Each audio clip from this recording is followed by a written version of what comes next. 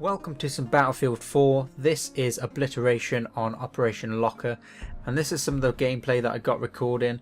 This was actually one of my better matches, which I was quite surprised with, because recently I've been trying to record some decent gameplay, and every time I try to do it I always start failing. So this is the first decent gameplay that I've actually got. So Obliteration on Operation Locker, it's one of the most annoying maps. It's being compared to Metro from Battlefield 3, and it's a map that requires plenty of patience. A lot of people that play Battlefield 4 know that Obliteration has no time limit, so that means that matches can go on for maybe 1, maybe 2 hours, and it can really take its toll on the player. Now, I've been lucky enough to witness a couple of these Obliteration matches lasting over 1 hour, and a lot of people go onto the chat and they say, this is just getting annoying now, can we just finish the game? And people won't let up because they want to win the match just as much as the other team. A lot of people find that quite annoying, but I actually find that a lot more fun than just playing a standard match that lasts about 20 minutes. But it does completely depend on how you are actually performing as a player. So if you're playing a match, you've got yourself 50 kills, maybe you've died about 20 times, you're having fun, you've got yourself plenty of XP, plenty of kills, and you're absolutely dominating the opposition. In that case, you're not really going to care how long the match actually lasts for, because you're going to be looking at your battle log later on and you're going to be going, yeah, I've done pretty good there. However, on the other hand, you'll have the other player that does quite badly. They've got themselves 50 deaths, they've got themselves 20 kills, they're getting aggravated. They are the impatient players that just want the match to end. So they'll compromise your team by doing stupid things. They could try and pick up the bomb and take it straight back to the enemy, just to try and get the match over and done with. And that's what you don't want. When you play a game like Battlefield 4, you want to win every match that you go into, because no one wants to be a loser. But the thing is, when you get impatient, you get bored. When you get bored, you try and do things just to pass the time. Now, I have seen multiple times on Obliteration where players are just messing about, and when you're playing for the win, it's not really what you want to see. Everybody should play for the win. That's what you play the game for, isn't it? Surely. Now, I've played games where I've had terrible matches. I have died so many times and I've got myself a couple of kills, and that's just ridiculous. But in the end, I still won the match.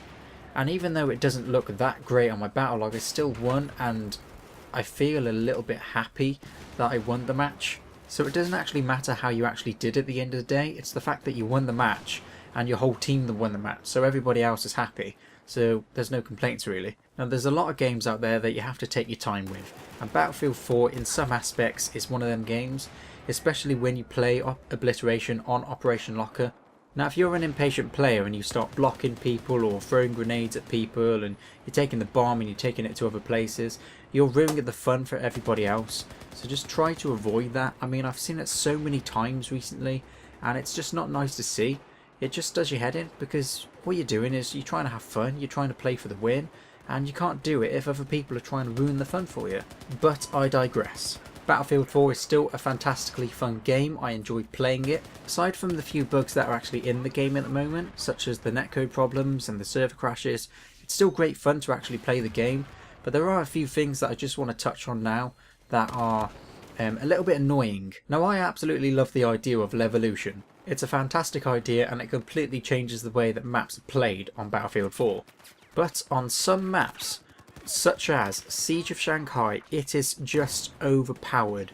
That map is a lot more fun when you have the tower to fly up to, you can go up the lifts, you can snipe people off it, people can snipe you, and it's great fun. However, once the tower actually falls, you just have rubble in the centre of the map, and then you've just got this massive amount of fog that just completely blankets everything, and it's harder to see things, to spot things, it's harder to snipe as well, which is really annoying for any snipers out there as well. Now, I completely understand how levolution works, and it's supposed to be a game changer, but this is too much of a game changer, if you get what I mean.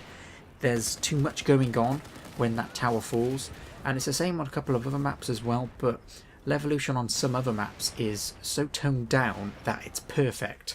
Now, Operation Locker is a fantastic example of levolution.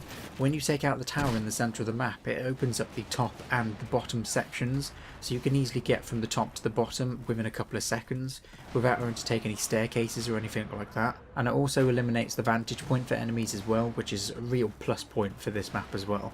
Other maps where levolution is actually quite good is Government Railway, where you just have IEDs scattered around and you can detonate them whenever you want to.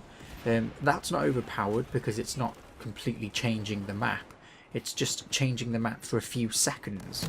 I also like how Flood Zone uses levolution as well. How the map can get flooded, but it doesn't change the map completely because before the levolution moment actually happens, you know that that map is made for that levolution moment. And I guarantee a lot of the time you'll be playing that map while it is flooded. Now in this video you can actually see for a split second on Operation Locker where the tower actually comes down in the centre of the map. I don't look at it for too long, but you get the gist of it, and I do actually try to knock it down at a couple of points as well. But what I'm worried about is upcoming maps. What are levolution moments going to be like on them? Are they going to be overpowered like Siege of Shanghai? Or will they be toned down like Government Railway or Operation Locker? Let me know what you think in the comment section below, because I think it'd be quite good to hear what people think about levolution and what they think about being patient in games as well. Are you a patient player? Are you not a patient player? Let me know, because I think it'd be quite interesting to have a look at. So you'll notice on this match that I'm actually playing with the UMP, which is actually quite a good gun, especially because this map is quite close quarters. You may notice that I'm also being the engineer in this match as well, because I'm trying to rank up everything for my engineer, get some service stars and all that kind of stuff. And obviously using the engineer I can use my UMP, which I actually quite like as a gun so far, especially for close quarters. And once you actually unlock this, I seriously recommend using it as your main rocket launcher. It's the S-Raw, it's really good. You get to shoot the missile and you get to direct where it's actually going to go.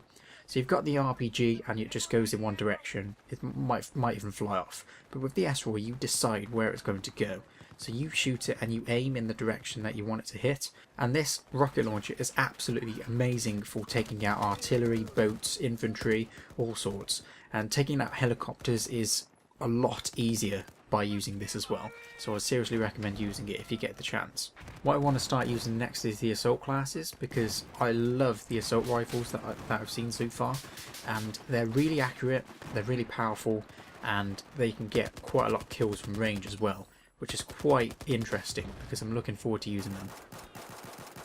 And compared to Battlefield 3, I'm actually using snipers a lot more as well. I didn't used to be a very good sniper on Battlefield 3, and so I didn't really bother with it. But when I started using snipers in Battlefield 4, they felt a lot easier to use, and I seemed to be getting quite a few kills with them as well, which was quite surprising. So I've started using the recon classes. I'm looking forward to it, unlocking some new snipers as well, and I'm working on some new vantage points as well, because there's some great places on all of the maps where you can do some really decent sniping as well. But the only thing that I hate about the recon class is that when you're using snipers, they're not one shot, one kill. Sometimes they are, if they've been hit before.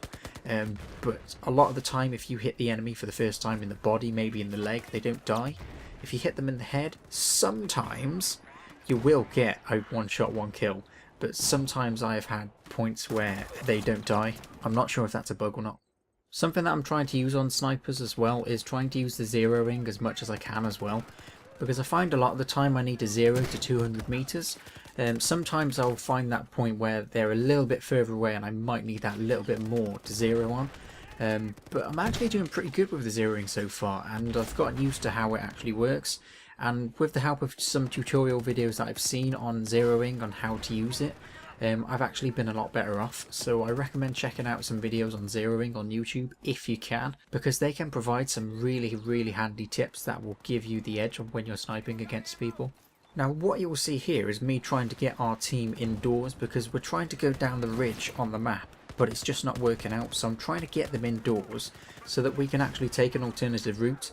You'll notice when we get indoors, I actually pick up the bomb and I go straight for the bomb site, because I'm a very objective based player, so I'm always going to be looking out for the objective, always going to be helping my team out as well, and just in general trying to provide as much support as I can.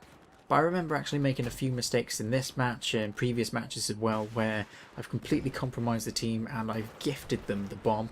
And what you'll notice with this match is that at the start it was very cagey and I died quite a few times, but as time goes on, I get into the game a bit more, because I remember this being I think it was my first match of the day, I think, and I was doing quite badly, but then I thought, you know, I'll keep going on with it, see how we do, and I started to get better and better as time went on, because I was getting into the game. I find when games are a lot more tense, they are a lot more fun, and that's a fact. It's a fact with any game. If games are really tense and, you know, you really have to do something and you're really into it, it becomes a lot more fun. But when you're just sitting there, you're like, yeah, just gonna do this and that. It's not enjoyable. So what I like to do when I get the bomb, I like to try and get to their bomb site as quick as I can. Try and take a route with some teammates. If I can't, I'll try and bring them round to an alternative route. That's always a good thing to do. You don't want to go for a predictable route. The enemy's going to keep coming at you, and you can't do a lot about it. So by keeping the bomb moving, I'm a lot better off. Just touching on to the levolution that I talked about before, there are some bits in this map where you can lock certain gates and you can turn lights off, and that changes the game a little bit as well, because if it's dark, obviously it's going to be harder to see people, and if gates are locked, you're forced to take a different route to get to where you want to go. So after planting one of the bombs, I have to get back to the centre of the map. The bomb usually spawns around the centre of the map. That's what I always find with Obliteration. It's not going to be in the same place every time, I don't think. The bit that can be annoying is the bit between the bomb detonating and you waiting for the next bomb to spawn. So you have to wait maybe a minute or two for the bomb to respawn somewhere, and that's the bit where both teams can converge on one point and you're trying to fight with the bomb. Usually what tends to happen is the first team to pick up the bomb when it respawns is the team that's going to hold on to that bomb and possibly plant it, but it completely depends if there's any enemies nearby that's trying to take you out. What we try to do here is try and hold off the teams so that they can't get into the centre of the map, because that's where the bomb is going to spawn on Operation Locker. So we try to hold them back as much as we can, and then once the bomb actually spawned, I had the chance to go and get the bomb, so I went to go and get it. Because what I find is, if no one's picked up the bomb, I would have to go and get it myself, because I think people have forgotten about it, or they haven't noticed it spawned. So I go and get it myself, and luckily this time it actually pays off for me as well. So the second time, to my surprise, I actually pick up the bomb and I get it to their bomb site without being killed, which is kind of unheard of, especially on Obliteration. But what I tend to do, and what a lot of other players tend to do as well, is when the bomb is planted, we wait around just to make sure that there's no one on the bomb defusing it. And if you wait around too long, you're dead, because the bomb's going to kill you. And it happens so many times, especially in Rush as well. If you play Rush a lot, if you're close to the bomb, you're going to die. But on Obliteration, that bomb tends to be a lot more powerful. So even if you're behind a wall, like I was, you're still going to die. When you manage to plant a bomb on Obliteration, you get quite a lot of XP for doing so as well. And if you manage to kill any players around the bomb site as well, that's a massive bonus, because people will try and defuse it. You've got a perfect chance to get some clear shots on them as well. That's a couple of kills in the bag. What I find with Obliteration is when there's one bomb site left on the enemy team always does a lot better. The enemy starts trying to fight back a little bit more, they have a little bit more desire to try and get the bomb off you as well. And that's what the Obliteration should be about. You should be fighting over it for a long time. This was one of my matches where the match was particularly short. If the enemy tried to fight back a little bit more, this match could have easily been a lot longer. So towards the end of this match, the enemy started to fight back, but we were all battling out around the centre of the map. The problem the enemy had is that they had the bomb, but they were not going forward with it. They were staying around the same point for a while, and they didn't really think about going to any other routes either. What happens quite a lot of the time on Operation Locker is when there's a doorway and you have both teams on either side, you both tend to just throw grenades and chuck explosives through the doorway, and that's the bit that both teams should start thinking about going to different routes. Now, being objective based, I'm always looking around where the bomb actually is at the time, and I'm always trying to get to the bomb to get someone to drop it. And when my squad is near the bomb, I always try to spawn on them as well, so I get a better chance in trying to take out the bomb carrier. And I know it doesn't count towards a lot, but you do get a little bit of XP for killing the bomb carrier as well. Something else that I should have actually done for this match is use my XP boost as well, because I think they would have been really handy to use. The great thing about the XP boost is they last for a certain amount of game time, so if you only end up playing 30 minutes of a match, you will still have 30 minutes left of that XP boost when you start the game again later on. The XP boosts are always a great way to try and rank up quicker and unlock new stuff, and if you are planning on playing the game for an hour or two, just use one of the XP boosts. Even if it's a 25% extra XP boost, it's always something to add on. At the moment I know I've got something stupid like 20 XP boosts or something stupid like that. I've got loads that I should be using, but I haven't really started to use them, because you have to pause your game and go into it, and sometimes you forget to do something like that. So if you do open up one of the battle packs and you have an XP boost in there, just use it, because it's a great way of trying to rank up quicker.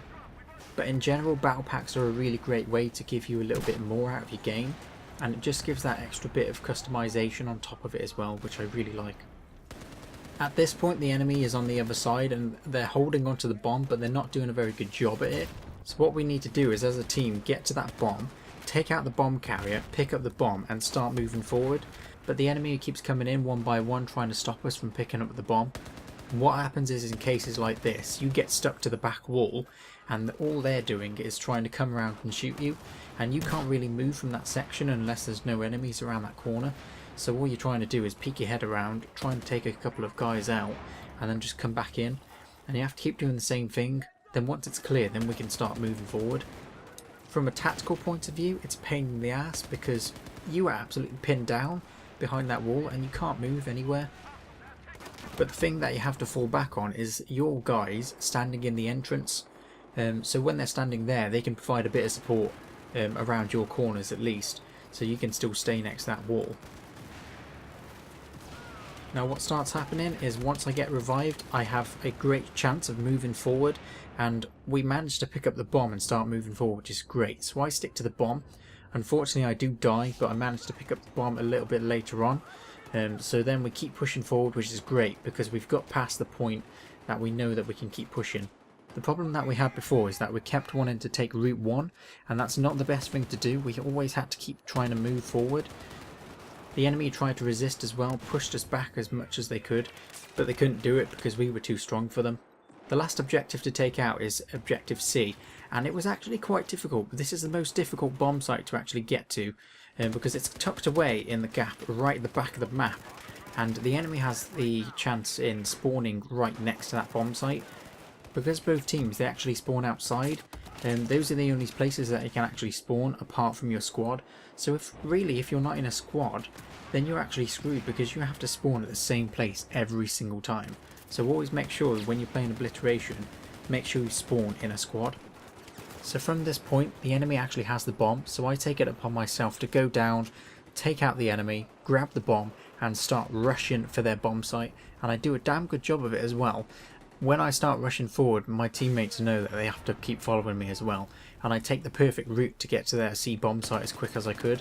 I decided to go up and then down onto their bomb site instead of going straight through, because I wasn't sure if there was going to be anybody nearby, so I decided to take the alternative route. But I'll be honest, when I was running to C, I didn't actually know where I was going. I decided to go upwards, but I knew that on the ground floor there was 2 entrances to get into C bomb site, but I decided to go up anyway, just to be that little bit more unpredictable. The most nerve-wracking bit about running to the bomb site though is that you might think at some point that you're going to be intercepted by someone, but you don't know if that's going to happen or not. But most players tend to stick around the same part of the map. There doesn't tend to be 1 or 2 people just scattered around the map waiting for someone to come past. So luckily I had a free route to get straight to their bomb site. Unfortunately they did manage to get to the bomb site and defuse the bomb, and managed to kill me at the same time. But our team being a little bit stronger than theirs, we managed to pick up the bomb again and plant it. So we planted the bomb 4 times in total. I planted 3 of them. I detonated 2 of them, which isn't that bad. I would say that's a job well done. Anyway guys, I am going to start wrapping up here, so thank you very much for watching. If you want to see more Battlefield 4 videos, please check out other stuff on our channel because we have some more on there. There are a couple of annotations at the end of this video if you want to see some more of our stuff as well. Please don't forget to comment, like and subscribe as well, that's very much appreciated. And if you like the video, why not share it with your friends, because if you've got great taste in watching our videos, maybe they've got the same taste as well. You never know. Don't forget you can also follow us on Twitter as well, at EuGaming News. You can follow me personally on Twitter at EuGBeag. All the links are in the description below. And that's all I have at the moment. Thanks for watching guys, it's been a pleasure as always, see you later.